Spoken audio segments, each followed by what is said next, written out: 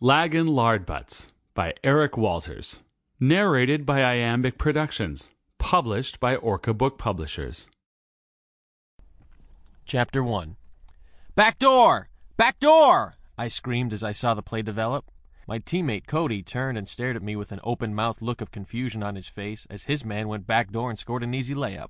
I opened my mouth to say something, but I stopped myself.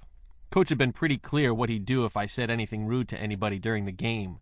I bit my tongue and went to take the inbound pass while everybody else ran to the other end of the court. Taylor, or was it Tanner, was ready to toss it into me. No, it was Taylor. I'd known the twins for 9 years. We'd met the first day of kindergarten, but I still had trouble telling them apart at a glance. "That was pretty impressive, Sam," Taylor said as he tossed the ball in. "You thought that play was impressive?" I asked in shock. "Not the play. You keeping your mouth shut about Cody's play. Don't waste your time with Cody," he said under his breath as we started up the court. "The only back door Cody knows is the one that leads to his kitchen."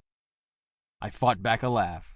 Cody was a little weight-challenged, but then again, the whole team except for me and the twins was challenged in more ways than one. I dribbled across the center. The other team had pressed all through the first half and then stopped. That was only good sportsmanship. They were up by so many points that it would have been rubbing it in to continue to press. They knew they couldn't lose. We all knew that. I'd long ago given up any thoughts of actually winning. Come to think about it, I don't think I had those thoughts even before the game had started. All I wanted was not to lose too badly. "3!" I yelled out. Taylor and Tanner reacted instantly, while Cody and Travis bumped into each other trying to get to the same place. I felt like screaming directions at them, or yelling something else, but what was the point? Neither of them was very good, but they were actually the 4th and 5th best players on the team. We didn't have a bench. No, we did have a bench, but the people sitting on the bench couldn't play basketball to save their lives. Tanner cut around the screen. I knew it was Tanner because I saw the number on the back of his jersey. I sent the ball in, and he stopped and popped a shot. It dropped for a basket. The crowd gave a big cheer. I turned and scowled at them. It wasn't our home game. We were so pathetic that the other team's fans were cheering for us. Pity applause. I wanted to say something to them as well. I looked down and saw our coach and my homeroom teacher, Mr. Davidson, and I shut up again. I put my head down and ran back to our end. "Zone 2!" I called out, setting our defense. There was no point in chasing them for the last 2 minutes of the game. Victory was way out of reach. If we didn't pressure them, maybe they wouldn't try to score. We could at least make it harder for them to backdoor Cody again. Their point guards stayed up high away from the paint, eating up time. They didn't need to score, and to be honest, I was happy if nobody scored. I just wanted the game to end so the score wouldn't get any more lopsided. "Campbell!" Coach Davidson called out. He always called us by our last names during the games. "Pressure the ball!" Obviously, he thought we weren't losing badly enough because he couldn't possibly think we could win. Nobody could be that stupid. I moved out toward the ball carrier. He turned his back and he used his body to shield the ball. He kept on dribbling. I wasn't getting any closer. Let him dribble out the clock. He looked over his shoulder at me.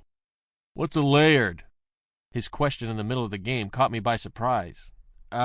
It's the name of our school team." "I know that. It's on the uniforms. I just wanted to know what a Laird was. What does it mean?" "It's Scottish.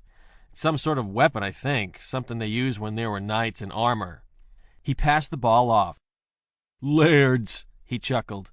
"Your team should be the Laggan Lard Butts." He suddenly broke for the net, cutting by me before I could react. He got the ball back and drove for the open net and an easy bucket. I pushed him from behind with both hands, sending him sailing through the air. He landed face first on the ground, and the ref blew his whistle to signal the foul. At the same time, Coach Davidson yelled for a timeout. I walked over to the bench. I knew what was going to happen. "Campbell, you're—" I know, I'm on the bench." That was the end of the game for me, but it really didn't matter. With or without me, we'd already lost. Probably better this way, I thought. Now all I had to do was keep my mouth shut for the next 2 minutes. Say nothing to my coach or my teammates, the other team, the ref, or the fans. Just shut up and be a good loser. Since practice makes perfect, you'd think that I know how to be a good loser by now. I should be a perfect loser by now. Our school teams always lost. It didn't matter what sport, basketball, soccer, baseball, volleyball, or hockey. We sucked at them all.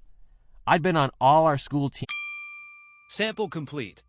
Ready to continue?